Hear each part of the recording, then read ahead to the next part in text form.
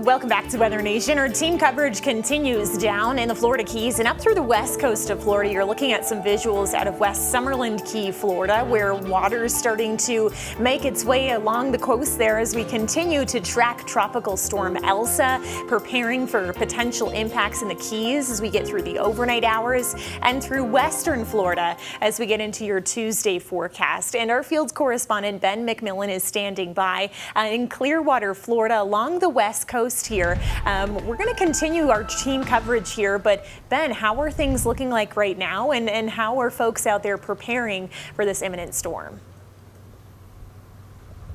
Well, Atlanta, so far, so good. Good evening from Sand Key Park in Clearwater, Florida. You can see there's a lot of people still out enjoying what's left of their holiday weekend. But Atlanta, the wording from officials here today has slowly ramped up in terms of the urgency as this tropical storm moves into the area here. We've had those storm surge warnings issued, those tropical storm warnings, and that surge forecast has gone up from 2 to 4 feet to 3 to 5. So we're starting to see a few more hazards in addition to the heavy rain potential. And you can see some of that behind me as well. We're starting to see the outer bands wrapping around this tropical storm work their way into Florida and dump rain on already saturated ground. So that's going to create the potential picture of some flooding and some flash flooding at that. We can see a lot of water coming in from both the ocean and from freshwater rainfall. So we want people to be prepared. No evacuations ordered yet that we've heard of, but that could change, obviously, if the strength of the storm changes. We wanted to come out and talk with some of the locals about how they're preparing, if they're used to seeing storms like this in the area. We're going to bring in Sean, a University of South Florida college student.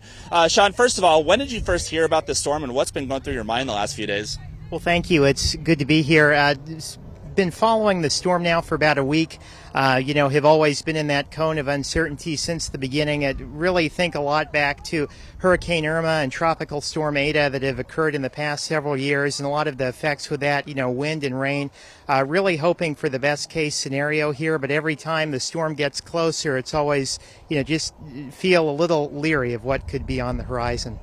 You talked a little bit about those storms Tampa Bay and this area has seen in the past. What kind of impacts did you see, and how do you think people are preparing because of those? Well, I think with Hurricane Irma, the biggest concern was wind. Flooding was also a concern, but wind was a major concern. And I think that in terms of Tropical Storm Eta, the biggest concern by far was flooding. There are still a lot of residents here in Pinellas County and Tampa Bay that are recovering still from the effects of Tropical Storm Eta. And I think that might be the biggest concern now. I have family that live to the south in St. Petersburg that are preparing accordingly, getting their home ready for any potential flooding that could happen. Now, government officials here in Pinellas County, where we're located, have declared that state of emergency starting on Sunday. Do you feel like people are prepared? Is the message getting out? Are people ready? I think so. I think it is a little strange to have this go on as we're just ending a holiday weekend. I think that everyone's been through a very difficult year, so to have the opportunity to see fireworks, be with family is exciting, but then to have a tropical storm right after that is strange. Particularly from my perspective, being a student at the University of South Florida, communications have gone out that they will be going to remote classwork for the next several days. I know schools here in Pinellas County and Tampa Bay are closing for summer camps and things of that nature, and I think it's just a matter of staying prepared, staying alert with what's going on and following the radar. Yeah, in my opinion, a great job by local officials. We saw some of those sandbagging activities, guys, going on earlier. If we want to roll some of that B-roll, people are coming out, they're preparing their homes, they're preparing their businesses and trying to get ahead of this tropical storm as it moves into the area. And WeatherNation is going to be with you every step of the way, providing the latest coverage on where exactly this storm is going. For WeatherNation reporting in Clearwater, Florida, I'm Ben McMillan. We'll throw it back to you.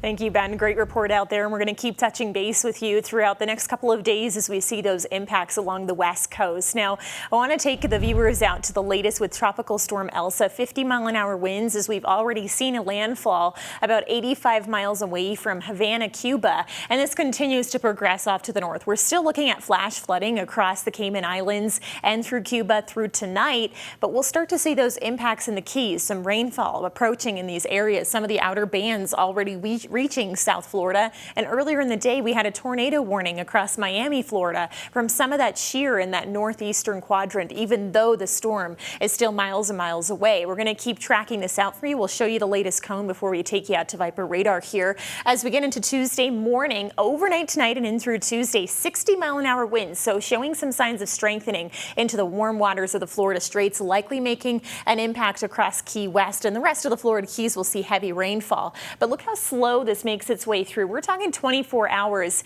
making its way through the western coast of Florida. So lots of time to re-strengthen, re-energize, and put down heavy torrential rainfall for the west coast before it makes impacts to Georgia and the Carolinas by mid to the end of the week here. So still got a long ways to go with the latest on Tropical Storm Elsa. But we're going to take you out to Viper radar, show you what's happening here and now. An infrared satellite. Matt Monroe has the latest on that. Okay, Alana, thanks. We do have, of course, what's Elsa now tracking right across western Cuba. So X marks the spot right here. Key West is right about there. So if we draw a ruler between Key West and the storm, it's about 120 miles or so away. So it's not too terribly far away. In about 10-12 hours, it'll be tracking just to the west of Key West here. And again, as far as the rainfall, got a lot of rain over Cuba right now. We're concerned about landslides and mudslides there. But again, we're starting to pick up the rainfall around Key West, Marathon, and even Key Largo, Islamorada getting a sprinkle or two. North of that, look at all this rain ahead of the storm in between Fort Lauderdale, Port St. Lucie, and where Ben was here, he's just kind of dodging some of the rain coming through Tampa, St. Pete, Pinellas Park, up and through Clearwater. Clearwater is about to get a lot of showers and storms here momentarily. So we're just watching all of Florida here over the next couple of days. That storm eventually goes right past the west coast of Florida, more than likely making landfall somewhere right in here out across the Big Bend of Florida. That's going to be late in the day on Wednesday. Watch out for more scattered showers. This is not related to the tropical storm. Georgia, Alabama, Mississippi, and a ton of rain continues to come down across central and south Texas. Flash flood warnings are up in those red boxes just to the west of San Marcos. We'll get you back down to the Everglades, Florida, keeping an eye on Elsa next.